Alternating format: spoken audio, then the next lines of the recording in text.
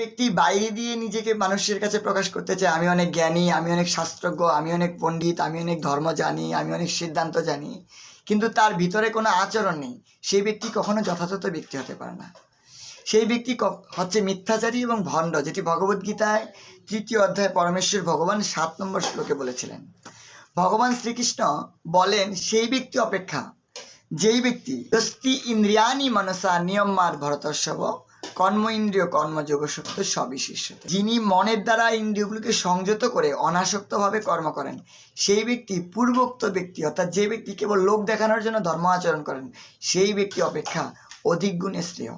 অর্থাৎ আমাদেরকে কেবল লোক দেখানো, মানুষকে দেখানোর জন্য বা বাইরে দিয়ে পোশাক হিসেবে ধর্মটাকে বা ভক্তিটাকে আচরণ করলে হবে না। ধর্মটাকে যথাযথভাবে অন্তর এবং বাইরে সার্বক্ষণিকভাবে আচরণ করতে হবে। এটি হচ্ছে ভগবদ্গীতার শিক্ষা। হরে কৃষ্ণ।